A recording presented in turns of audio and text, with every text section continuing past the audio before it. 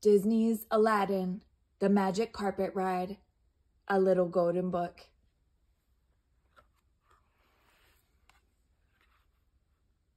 Aladdin, The Magic Carpet Ride.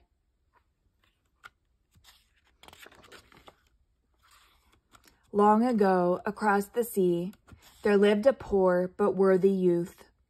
Aladdin was his name. Aladdin had no silver.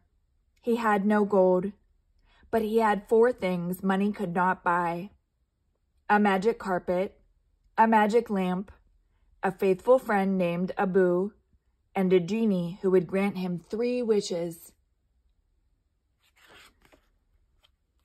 For his first wish, Aladdin asked to be turned into a prince. Then he could woo the Sultan of Agrabah's lovely daughter. By royal decree, Princess Jasmine could only marry a prince.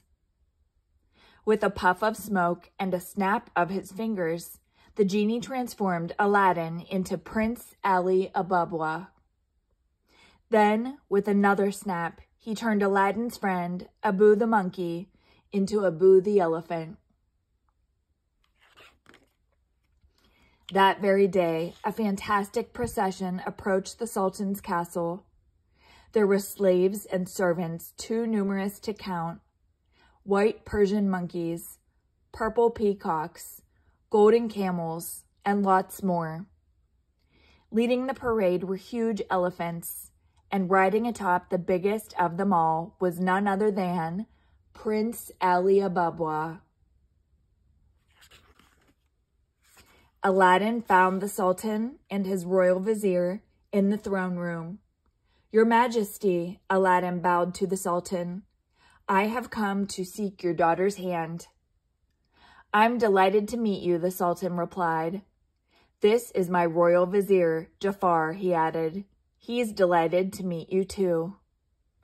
But Jafar appeared anything but delighted. He wanted to marry the princess himself. The Sultan stared at Aladdin's magic carpet, ignoring Jafar completely. "What a remarkable device," he cried. "I don't suppose I—" "Of course," said Aladdin, taking the royal hint and inviting the Sultan to hop aboard. While Jafar fumed, the Sultan took a spin around the room. His Majesty wasn't much of a pilot, but with a little help from the carpet, he was delighted to perform a few loop-the-loops before coming in for a bumpy landing. As soon as the Sultan was back on the ground, Jafar urged him to send Aladdin away. "This boy is not worthy of the princess," Jafar insisted. "Just let her meet me," Aladdin begged the Sultan. "I will win your daughter." Princess Jasmine had overheard the conversation. Suddenly, she burst into the throne room. "How dare you," she cried angrily, "standing around deciding my future? I am not some kind of prize." With that, she flounced out of the room. That night, Aladdin approached the genie. "I need your help," said the lovesick young man. "Tell me what to do to win Jasmine's heart." But when the genie advised him to be himself, Aladdin protested. "That's the last thing I want to be."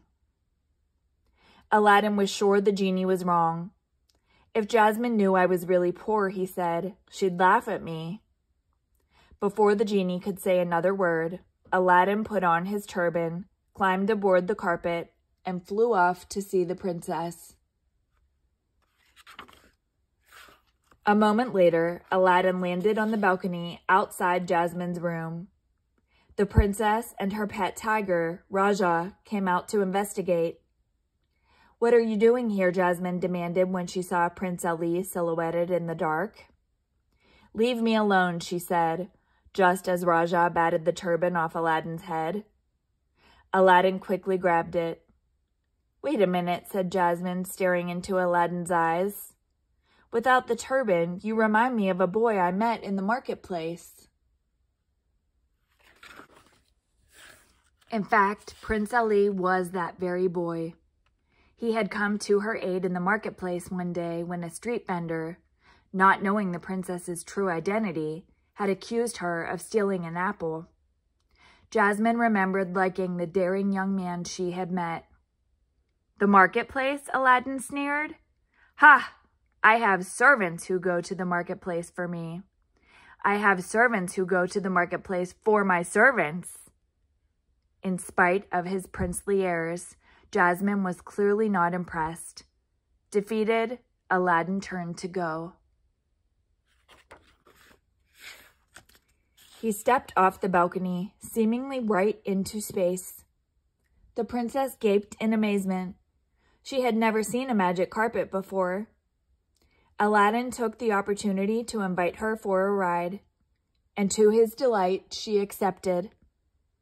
Jasmine and Ali flew off on a moonlit magic carpet ride. After hovering over the palace, they zoomed by the pyramids, then swooped down upon a lush apple orchard. Ali plucked a ripe red apple from a tree and gave it to Jasmine. At last, the carpet landed gently on a dark rooftop. Jasmine and Aladdin gazed down upon a street festival lit up by fabulous fireworks.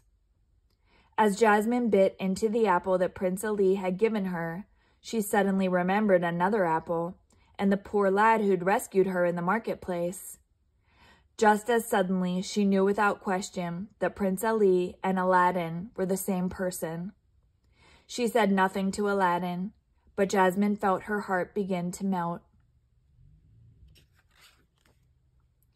All too soon, the morning sun peeked over the horizon. Reluctantly, Aladdin took Jasmine back to the palace. But even as they kissed goodnight, he knew that someday, somehow, they would live happily ever after.